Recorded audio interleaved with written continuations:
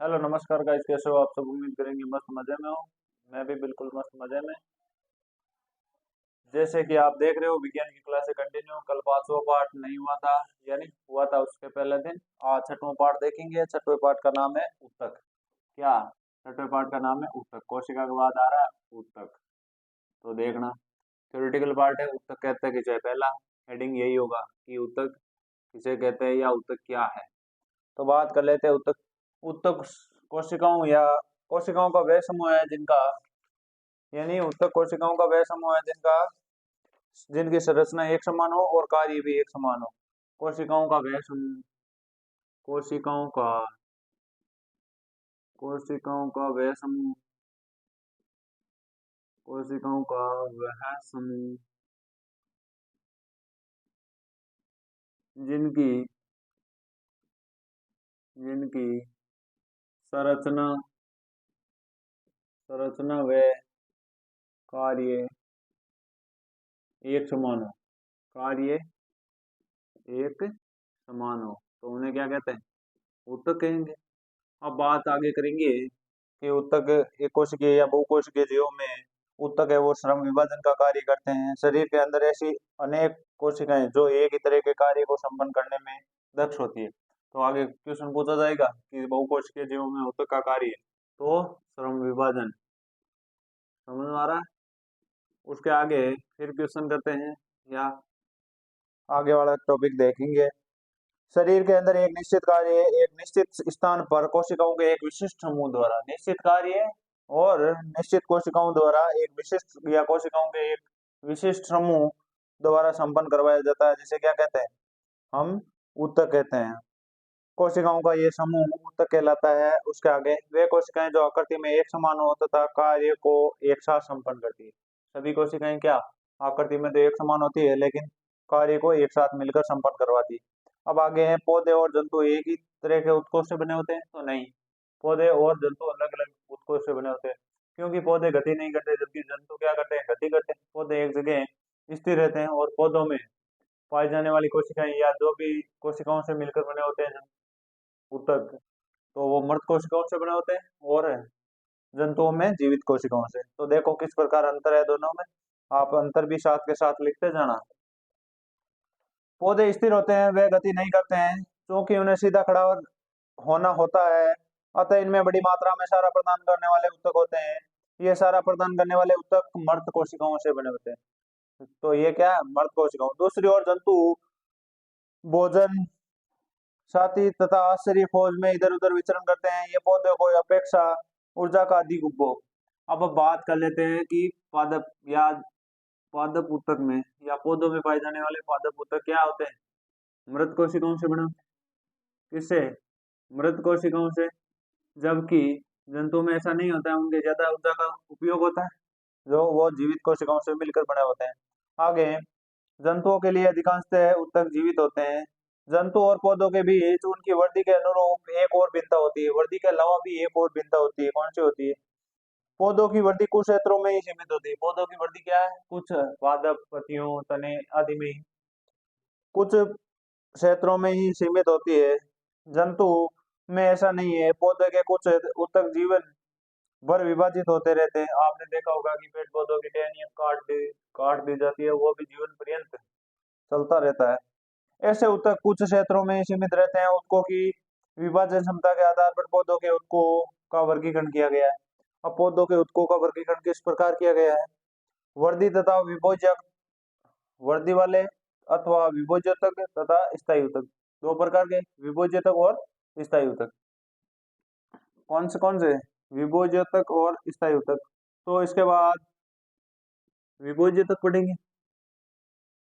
विभोज्योतक या विभाज्योतक, विभाज्योतक।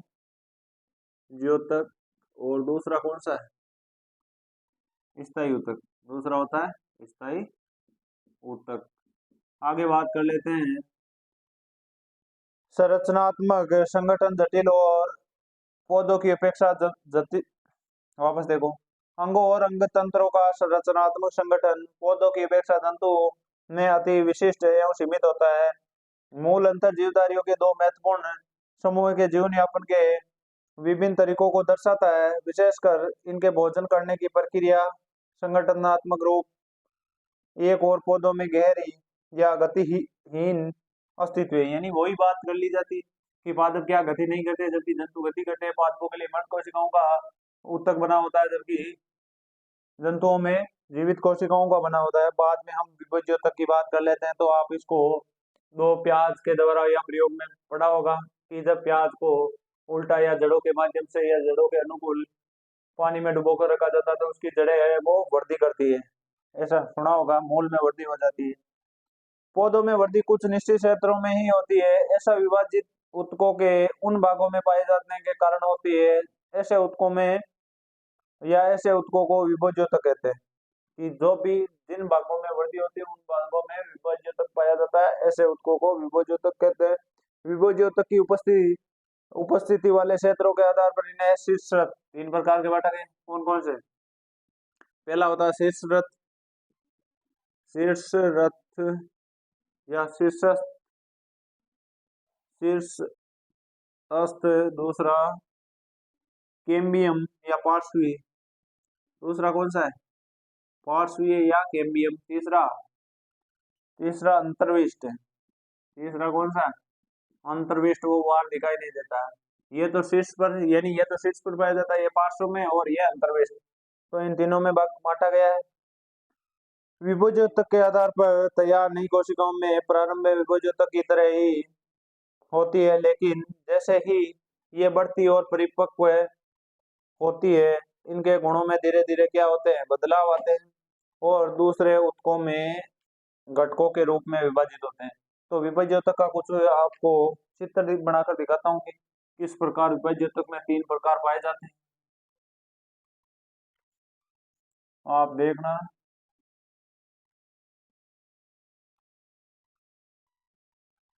कुछ इसी प्रकार पाया जाएगा।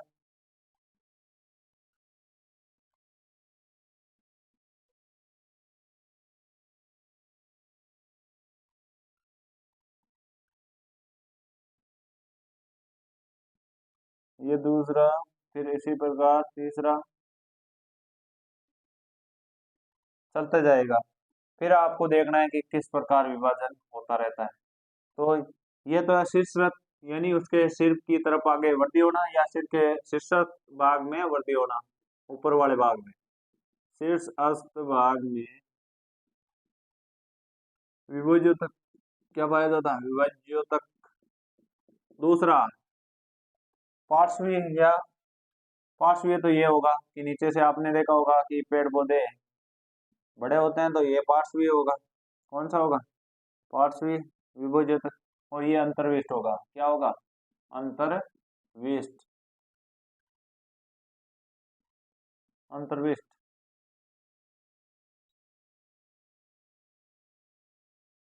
अंतर्विष्ट। तो आपने ये तो देखा होगा। परों के शीर्षस्थ विभज्योतक जड़ों तथा तनों की वृद्धि वाले भाग में विद्यमान होते हैं तथा इनकी लंबाई में वृद्धि होती रहती है। तने की परिधि या मूल में वृद्धि पार्श्व विभज्योतक या कैम्बियम के कारण होती है। तने में वृद्धि और मूल में वृद्धि पार्श्व विभज्योतक, और ऊपर वृद्धि होना या तो किसकी वजह से? वो शीर्षस्थ की वजह से होती है। आगे देखना, कंटिन्यू आप चित्र की प्रैक्टिस भी साथ के साथ करते रहना। अर्धवार्षिक में भी इसी बात से पूछा गया था सवाल, याद करना कौन सा पूछा गया था। तथा इनकी लंबाई में वृद्धि होती है। तने तथा परिधि या मूल में वृद्धि पार्श्व विभज्योतक के कारण होती है। अंतर्विष्ट विभज्योतक कुछ पौधों में पूर्व संधियों के रूप में पाए जाते हैं। अब इसके आगे हम क्या पढ़ेंगे? दूसरा दूसरा प्रकार कौन सा था? स्थायी ऊतक वाला। दूसरा स्थायी ऊतक। तो स्थायी ऊतक के बारे में देखेंगे। फिर क्या देखेंगे? स्थायी ऊतक दो प्रकार का होता है, सरल स्थायी ऊतक और जटिल स्थायी ऊतक। सरल स्थायी ऊतक फिर तीन प्रकार का होगा, क्लोरेनकाइमा, स्क्लेरेनकाइमा और पेरेनकाइमा। और दूसरा जटिल होगा वो फिर दो प्रकार का। कौन कौन सा? जाइलम और फ्लोएम के रूप में। तो देखना। अब स्थायी ऊतक की बात कर लेते हैं। विभज्योतक द्वारा बनी गई कोशिकाओं का क्या होता है? ये विशिष्ट कार्य करती है और विभाजित हो जाती है। ये विशिष्ट कार्य करती है फिर विभाजित होती जाती है और अपनी शक्ति खो देती है। इसके फलस्वरूप स्थायी ऊतक का निर्माण करती है। इसी प्रकार एक विशिष्ट कार्य करने के लिए स्थायी रूप से आकार लेने की क्रिया को विभेदीकरण कहते हैं। एक विशिष्ट रूप से आकार लेने की क्रिया को क्या कहते हैं? विभेदीकरण कहते हैं। आगो आगे देखेंगे आप किस प्रकार पाया जाता है। जब एक किसी तने या काट को काटा जाता है तो उसके अंदर ये और आसानी से देखे जा सकते हैं कौन कौन से पार्ट कहाँ कहाँ पाए जाते हैं। तो इसमें पहला टाइप है कौन सा? सरल स्थायी ऊतक। सरल स्थायी ऊतक बाद में वापस वर्गीकरण के हिसाब से बता दिया जाएगा किस प्रकार का वर्गीकरण है सरल स्थायी ऊतक। तो देखना किस प्रकार सरल स्थायी ऊतक। एपिडर्मिस के नीचे कोशिकाओं की कुछ पतली परतें होती है जिसे सरल स्थायी ऊतक कहते हैं। एपिडर्मिस एपिडर्मिस किसे कहते हैं आगे आएगा, लेकिन पहले बता दूं पादप की बाहरी पृष्ठ क्या होती है, यानी उसके कठोर भाग के अंदर आंतरिक या अंदर की तरफ से देखे तो बाहरी जो सुरक्षा करती है पौधे या तने की, तो उसे एपिडर्मिस कहते हैं। एपिडर्मिस के नीचे कुछ परतें होती है जिसे सरल स्थायी ऊतक कहते हैं। पेरेन्काइम में सबसे अधिक पाया जाने वाला सरल स्थायी ऊतक है। यह पतली कोशिका भित्ति वाली सरल ये पतली कोशिका भित्ति वाली सरल कोशिकाओं का बना होता है और ये जीवित होती हैं। ये प्राय बंधन मुक्त होती है। इसी प्रकार के ऊतक की कोशिकाओं के मध्य काफी रिक्त स्थान पाया जाता है, अतः ये ऊतक प्राय भोजन का भंडारण करते हैं। तो आपको पता होना चाहिए पेरेन्काइमा क्या करता है? भोजन का भंडारण। उसी के आगे हम देखेंगे कुछ पेरेन्काइमा ऊतकों में क्लोरोफिल पाया जाता है जिसके कारण प्रकाश संश्लेषण की क्रिया संपन्न होती है। इस स्थितियों में इन ऊतकों को क्लोरेन्काइमा कहा जाता है। जब भोजन का भंडारण पेरेन्काइमा में और क्लोरोफिल द्वारा प्रकाश की क्रिया संपन्न होती है तो इसे क्या कहते हैं? क्लोरेन्काइमा, जिसके दूसरा नाम क्या है? हरित लवक कहा जाता है। जलीय पौधों में पेरेन्काइमा की कोशिकाओं के मध्य हवा की बड़ी गुहिकाएं होती है जिसके कारण ये जल में उतरती है। इसी प्रकार पेरेन्काइमा और एरेन्काइमा कहते हैं। इन्हें क्या कहते हैं? इसी प्रकार के पेरेन्काइमा और एरेन्काइमा कहते हैं। पौधों में लचीलेपन का गुण एक अन्य स्थायी ऊतक क्लोरेन्काइमा के कारण होता है। लचीलापन किसके कारण? क्लोरेन्काइमा। पहले पेरेन्काइमा पढ़ा, उसे क्या कहते हैं? भोजन का भंडारण करना। दूसरा क्या? यानी दूसरा स्क्लेरेन्काइमा पढ़ा, वो क्या करता है? यानी स्क्लेरेन्काइमा या क्लोर पहला पेरेन्काइमा, दूसरा था क्लोरेन्काइमा जो कि पादपों की पत्तियों में हरे रंग का वर्णक पाया जाता है जिसे क्लोरोफिल कहते हैं। इस प्रक्रिया ये कहाँ होती है? ये प्रक्रिया होती है क्लोरेन्काइमा में। और लचीलापन होता है किसमें? तीसरा स्क्लेरेन्काइमा में। आगे देखो, लचीलेपन का गुण सॉरी क्लोरेन्काइमा के कारण होता है। ये पौधों के विभिन्न भागों में बिना टूटे हुए लचीलापन लाता है। ये पौधों को यांत्रिक सहायता भी प्रदान करता है। एपिडर्मिस के नीचे पर्णवर्त में पा सकते हैं। इसी ऊतक की कोशिकाएं जीवित, लंबी या अनियमित रूप से कोनों पर मोटी होती है। एक अन्य प्रकार का ऊतक स्क्लेरेन्काइमा है। स्क्लेरेन्काइमा के बारे में अब देखेंगे आप। ये ऊतक कोशिका को कठोर मजबूत बनाता है। हमने नारियल के रेशे युक्त छिलके को देखा था, ये स्क्लेरेन्काइमा ऊतक से बना है। परीक्षा में सवाल आएगा कि नारियल रेशा किस ऊतक से संबंधित है या किस ऊतक का बना होता है, तो स्क्लेरेन्काइमा याद रखना, स्क्लेरेन्काइमा। आगे, इस ऊतक की कोशिकाएं मर्द होती है। ये लंबी और पतली होती है क्योंकि इस ऊतक की भित्ति लिग्निन के कारण मोटी होती है। इसकी भित्ति मोटी किसके कारण होती है? लिग्निन के कारण मोटी होती है।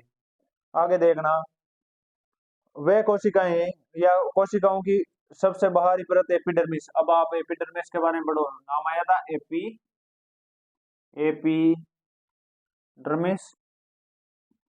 एपिडर्मिस तो एपिडर्मिस बाहरी सतह होती है या बाहरी परत होती है जो पौधे की सुरक्षा करती है। सबसे बाहरी परत एपिडर्मिस है। एपिडर्मिस प्राय कोशिकाओं के एक परत की बनी होती है।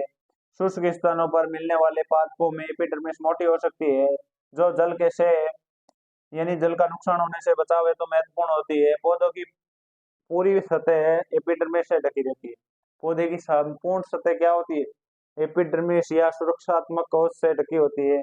ये पौधे के विभिन्न भागों से रक्षा करती है। अब आगे, पत्ती की एपिडर्मिस में छोटे छोटे छिद्रों को देख सकते हैं जिन्हें क्या कहते हैं? स्टोमेटा। नाम परीक्षा में सवाल पूछा जा सकता है। स्टोमेटा क्या है? स्टोमेटा क्या है? पादप यानी पत्तियों में, पत्ती की एपिडर्मिस में छोटी छोटी छिद्रों को ही संरचना देख सकते हैं जिन्हें स्टोमेटा या रंध्र कहते हैं। क्या कहते हैं? रंध्र या स्टोमेटा कहते हैं, जिसके द्वारा कार्य क्या है? गैसों का विनिमय करना। आगे कोशिकीय यानी स्टोमेटा को दो वक्रों के आधार पर या आकार की कोशिकाओं घेरे रहती है, जिन्हें रक्षी कोशिकाएं। स्टोमेटा को दो रक्षी कोशिकाएं घेरे रहते हैं, जिन्हें क्या कहते हैं? रक्षी कोशिकाएं। ये कोशिकाएं वायुमंडल में गैसों के आदान प्रदान करने में सहायता करती है। वाष्पोत्सर्जन का की क्रिया भी स्टोमेटा के द्वारा यानी रंध्रों के द्वारा होती है। नाम चेंज है, बाकी वही सिलेबस है। बाकी आगे देखेंगे आप, मरुस्थलीय पौधों की बाहरी सतह को या सतह वाले एपिडर्मिस में क्यूटिन का लेप होता है। उसके बाद पेट की बाहरी शाखा पर या शाखा की परत नए तने के बाहरी परत से भिन्न होती है। अब आगे छालों की कोशिकाएं मृत होती है, ये बिना अंतर कोशिकीय स्थानों के व्यवस्थित होती है। इनकी भित्ति पर सुब्रीन नामक पदार्थ होता है। दो दिन आया, लिग्निन कहाँ पाया जाता है? सुब्रीन। जो भी है आप पढ़ लेना। जो इन छालों को हवा तथा पानी के लिए अभेद करता है, हवा और पानी को रोकता है। अब है दूसरा, सरल स्थायी ऊतक में तीनों पढ़े थे, क्लोरीन कायमा, स्क्लेरन कायमा और पेरेन कायमा। दूसरा है जटिल स्थायी ऊतक। क्या है? जटिल स्थायी ऊतक। तो देखना जटिल स्थायी ऊतक किस प्रकार है।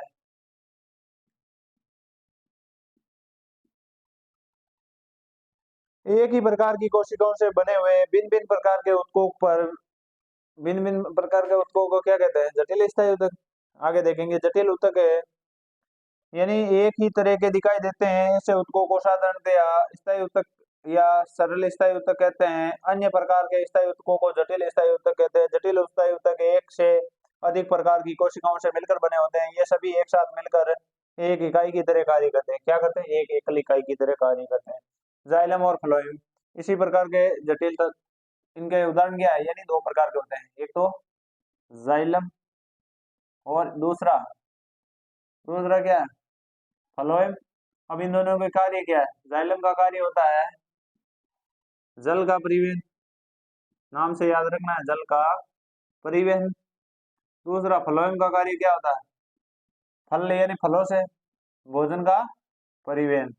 तो ये एक स्थान से दूसरे स्थान पर ले जाने का कार्य करता है, जल और भोजन को। तो नाम से याद रख लेना आप। जाइलम और फ्लोएम इसी प्रकार के जटिल ऊतकों के उदाहरण है। दोनों को संवहन ऊतक भी कहते हैं। संवहन का मतलब परिवहन करना। परिवहन को ही क्या कहते हैं? संवहन। एक स्थान से दूसरे स्थान पर ले जाने वाला। तो एक तो जल का वहन करता है, दूसरा भोजन का वहन करता है, याद रखना।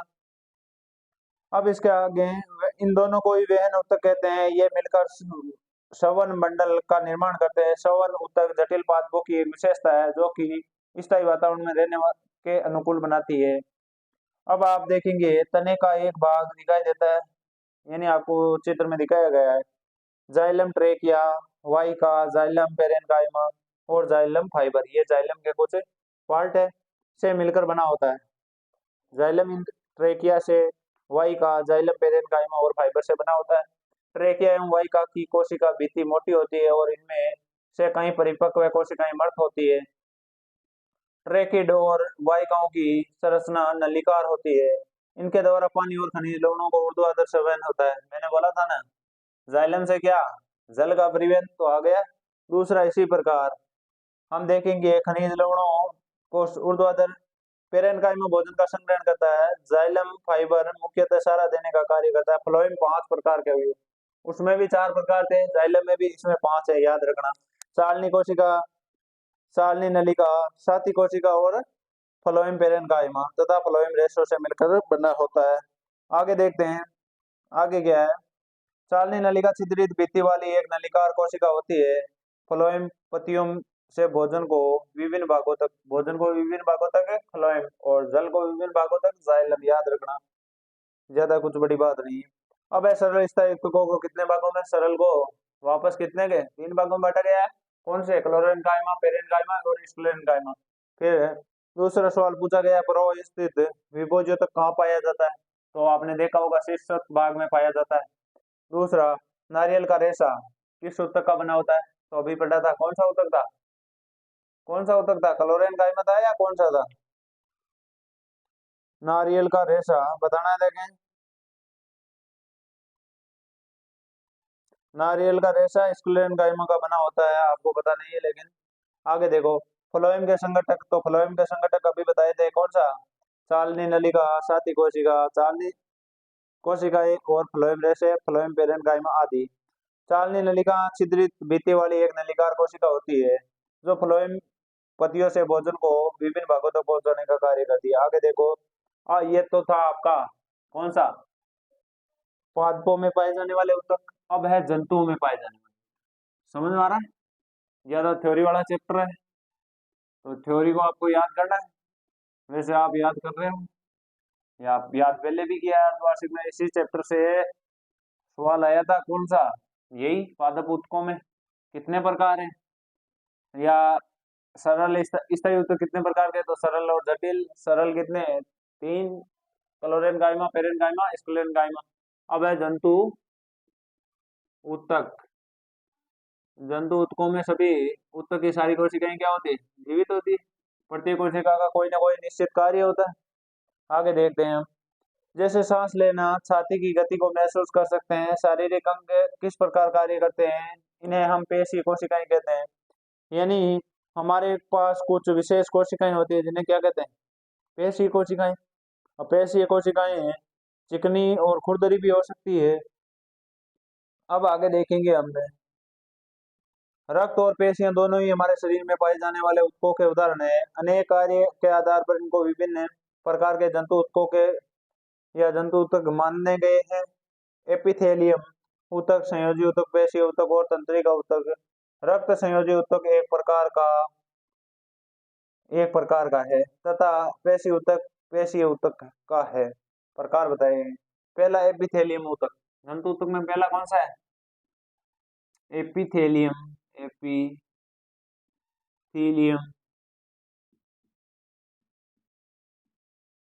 एपिथीलियमी ऊतक पहला टाइप है जंतु ऊतक में, तो याद रखना एपिथेलियम ऊतक। जंतु के शरीर को ढकने या बाहरी रक्षा करने के लिए पाए जाने वाले ऊतक एपिथेलियम ऊतक होते हैं। एपिथेलियम शरीर के अंदर स्थित बहुत से अंगों और गुहिकाओं को ढकते हैं। ये भिन्न भिन्न प्रकार के शारीरिक तंत्रों को एक दूसरे से अलग करने का भी निर्माण करते हैं, जैसे त्वचा, मुंह, हाड़, नली, रक्त स्तर, जो भी है। अब इसके आगे देखेंगे हम, इनमें भी अलग अलग है। पहला सल्की, दूसरा घनाकार, तीसरा स्तंभाकार, फिर अस्तरित। तो ये आप बिल्कुल कंटिन्यू पढ़ लेना। आगे, जो एपिथेलियम ऊतक की सतह पर पदार्थों का स्राव करती है। कभी कभी एपिथेलियम ऊतक का कुछ भाग अंदर की ओर मुड़ा होता है तथा बहुकोशिकीय ग्रंथिल का निर्माण करता है। इस ग्रंथिल को क्या कहते हैं? एपिथेलियम कहा जाता है। जो एपिथेलियम ऊतक की सतह पर पदार्थों का स्राव करती है। कभी कभी एपिथेलियम ऊतक का कुछ भाग अंदर की ओर मुड़ा होता है और एक बहुकोशिकीय ग्रंथि का निर्माण करता है। ऐसे ग्रंथिल ऊतक कहते हैं या ग्रंथिल एपिथेलियम कहते हैं। दूसरा संयोजी ऊतक। दूसरा कौन सा है इसी में? संयोजी ऊतक। तो देख लेना किस प्रकार का है संयोजी ऊतक। रक्त एक प्रकार का संयोजी ऊतक है। इसी संयोजी ऊतक इसीलिए कहते हैं क्योंकि संयोजी ऊतक की कोशिकाएं आपस में कम जुड़ी होती है और अंतराकोशिकीय अधात्री में धसी रहती है। यह अधात्री जेली का एक तरल सघन और कठोर हो सकती है। अधात्री की प्रकृति विशिष्ट संयोजी ऊतक के कार्य के अनुसार बदलती रहती है। रक्त में के तरल अधात्री भाग को प्लेज्मा कहते हैं। रक्त के तरल भाग को क्या कहता है? प्लेज्मा। प्लेज्मा में लाल रक्त कणिकाएं आरबीसी और श्वेत रक्त कणिकाएं डब्ल्यूबीसी तथा प्लेटलेट्स पाए जाते हैं। प्लेज्मा में प्रोटीन, नमक, हार्मोन भी होते हैं। रक्त गैसों, शरीर में पचे हुए भोजन, हार्मोन और औषधि पदार्थों को शरीर के एक भाग से दूसरे भाग में संवहन कराता है। आगे इसमें अस्थि संयोजी ऊतक का एक अन्य उदाहरण है। अस्थि संयोजी ऊतक किससे बना होता है? कैल्शियम और फास्फोरस से बना होता है। ये एक पंजर का निर्माण कर शरीर को एक आकार प्रदान करता है। ये मांसपेशियों को सहारा देती है और शरीर के मुख्य अंगों को सहारा देती है। ये ऊतक मजबूत और कठोर होते हैं। अब आगे, दो स्थायी या दो अस्थियां आपस में एक दूसरे से एक अन्य संयोजी ऊतक या स्नायु से जुड़ी रहती है। किससे जुड़ी रहती है? दो अस्थियां स्नायु ऊतक से। लास्ट में सवाल पूछेगा, अभ्यास प्रश्नों में पढ़ा होगा। अस्थि को अस्थि से जोड़ने वाला ऊतक, अस्थि को पेशी से जोड़ने वाला ऊतक। ये ऊतक बहुत लचीला और मजबूत होता है, स्नायु में दादरी बहुत कम होती है, ये अस्थियों को अस्थियों से जोड़ता है। आया ना। एक अन्य प्रकार का संयोजी ऊतक कंडरा है जो अस्थियों को मांसपेशियों, अस्थि को अस्थि से स्नायु, अस्थि को पेशी से, तो वो कौन सा होगा? कंडरा। याद रखना कंडरा। वो है कंडरा ऊतक, सॉरी कंडरा नहीं है, कंडरा ऊतक है। मजबूत सीमित लचीलेपन और रेशेदार ऊतक होते हैं। उपास्थि एक अन्य प्रकार का संयोजी ऊतक है जिसमें कोशिकाओं के बीच पर्याप्त स्थान होता है। इसकी ठोस अधात्री प्रोटीन और शर्करा की बनी होती है। ये अस्थियों को जोड़ों या अस्थियों के जोड़ों को चिकना बनाती है। उपास्थि नाक, कान, कंठ और श्वास नली में भी उपस्थित होती है। हम कान की उपास्थि को मोड़ सकते हैं। अरे अस्थि और उपास्थि में अंतर पड़ा होगा। अस्थि कठोर पदार्थ है, जबकि उपास्थि थोड़ा लचीलापन पाया जाता है। उपास्थि को मोड़ सकते हैं लेकिन अस्थि को नहीं मोड़ सकते। अस्थि पर ज्यादा बल लगाने पर वो टूट जाती है। आगे देखो। अब है पेशी ऊतक। तीसरा कौन सा आ रहा है? पेशीय ऊतक। तो देखना किस प्रकार है पेशी ऊतक। पेशी ऊतक लंबी कोशिकाओं का बना होता है जिसे पेशीय रेशा भी कहा जा सकता है। जिसे क्या? पेशीय रेशा भी। ये हमारे शरीर में गति के लिए उत्तरदायी होता है। पेशियों में एक विशेष प्रकार की प्रोटीन होती है जिसे सिकुड़ने वाला प्रोटीन भी कहते हैं। इसके संकुचन और प्रसारण का कारण गति होती है। उसके संकुचन और प्रसारण के कारण ही शारीरिक अंगों में गति होती है। कुछ पेशियों की हम इच्छा अनुसार गति करा सकते हैं, उन्हें ऐच्छिक कहते हैं, और जिनकी नहीं करा सकते उन्हें अनैच्छिक कहते हैं। हाथ और पैर में विद्यमान पेशियों को हम अपनी इच्छा अनुसार आवश्यकता पड़ने पर गति करा सकते हैं या इनकी गति को रोक सकते हैं। इस प्रकार की गति या पेशियों को क्या कहते हैं? ऐच्छिक पेशी कहा जाता है। इन पेशियों की कंकाल पेशी भी कहा जाता है क्योंकि ये अधिकतर हड्डियों से जुड़ी होती है तथा शारीरिक गति में सहायता करती है। दूसरा, जो स्वयं संचालित नहीं कर सकते या हम इन गतियों को इच्छा अनुसार प्रारंभ या बंद नहीं कर सकते। चिकनी पेशियां अथवा अनैच्छिक पेशियां इन गति को नियंत्रित करती है, जैसे आंख का पलक झपकना, मूत्रवाहिनी और फेफड़ों की श्वसनी में पाया जाना आदि है। हृदय की पेशियों लेबद होकर प्रसार और संकुचन करती रहती है। अनैच्छिक पेशियों को कार्डरिक पेशी कहा जाता है। ऐच्छिक, अनैच्छिक और कार्डरिक, ये तीन प्रकार की पेशियां पाई जाती है पेशी ऊतक में। अभी वर्गीकरण आपको बता दिया जाएगा, अच्छी तरह आपने देखा ही होगा। अब इसके बाद होता आता है कौन सा? तंत्रिका ऊतक। तंत्रिका ऊतक, तो देखना तंत्रिका ऊतक किस प्रकार है। सभी कोशिकाओं में उत्तेजना के अनुकूल प्रतिक्रिया करने की क्षमता होती है। तंत्रिका ऊतक की कोशिकाएं बहुत ही शीघ्र उत्तेजित हो जाती है और शीघ्र ही शरीर में एक स्थान से दूसरे स्थान तक पहुंच जाती है। और मस्तिष्क, मेरुरज्जु तथा तंत्रिका सभी तंत्रिका ऊतकों से बनी होती है। तंत्रिका ऊतक की कोशिकाओं में तंत्रिका कोशिका न्यूरॉन्स कहा जाता है। तंत्रिका कोशिका को क्या कहा जाता है? न्यूरॉन्स। यहाँ से सवाल आ सकता है, न्यूरॉन का चित्र भी पूछा जा सकता है। तथा कोशिका द्रव्य साइटोप्लाज्म होते हैं। ये पतले लंबे बालों जैसी शाखाएं निकलती है। एक तंत्रिका कोशिका 1 मीटर तक लंबी हो सकती है। एक तंत्रिका कोशिका क्या? 1 मीटर तक लंबी हो सकती है। अब तंत्रिका कोशिका का नामांकित चित्र भी पूछा जा सकता है, तो वो आगे भी मैंने बताया था, और भी देख लो।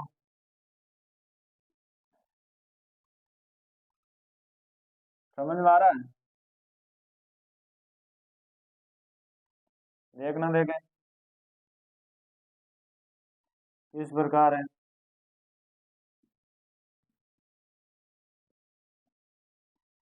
ये कुछ इस प्रकार पाया जाता है। ये क्या ऐसे पाया जाएगा? देखना कैसे। यहाँ पर केंद्रक पाया जाएगा। इसे क्या कहते हैं? केंद्रक। और उसके आगे इनको तंत्रिकाएं या तंत्रिकाएं, सॉरी, तंत्रिकाक्ष यहाँ होते हैं। कहाँ? यहाँ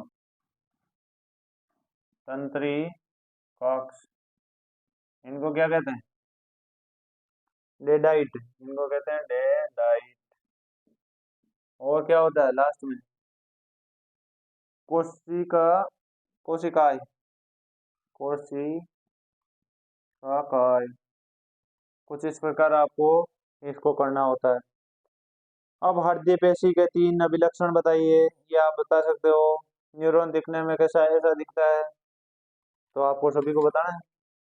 तो यहाँ पर क्वेश्चन आंसर देखते हैं अब कुछ, या क्वेश्चन आंसरों के पहले आप क्या देखो, वर्गीकरण देख लो।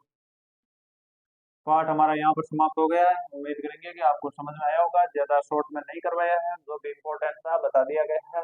और अब वर्गीकरण देख लो वापस किस प्रकार के कुछ होते हैं। पहला पहला कौन सा था, विभुज्योतक। विभाज्योतक, विभुज्योतक कितने प्रकार का था, मुख्य रूप से 3 टाइप थे। पहला प्रो, या उसको शिश्रत, शिश्रत, शिश्रत। दूसरा अंतर्विष्ट, अंतर्विष्ट। और तीसरा और कौन सा था रे, तीसरा कौन सा था, पार्श्वीय, पार्श्वीय नहीं, पार्श्वीय। तो ये तो विभाज्य तक की बात कर लेते हैं। उसके बाद स्थायी ऊतक, स्थायी ऊतक, ये मुख्य रूप से 2 टाइप का था। पहला सरल, सरल। दूसरा जटिल। सरल और जटिल देखने के पश्चात सरल भी कितने प्रकार का था, 3 प्रकार का था। पहला पेरेनकाइमा, पहला कौन सा था, पेरेनकाइमा, पेरेनकाइमा। दूसरा कौन सा था, कोलन काइमा। और तीसरा कौन सा था, इस्क, स्क्लेरन काइमा।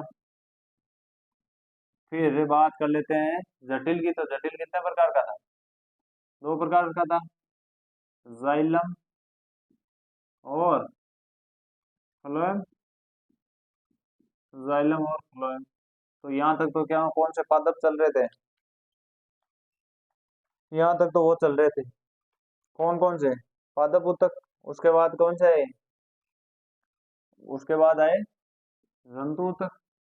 जंतु ऊतक, ऊतक में पहला कौन सा था, यानी एपिथेलियम ऊतक पहला था, एपिथेलियम ऊतक, एपिथेलियम ऊतक।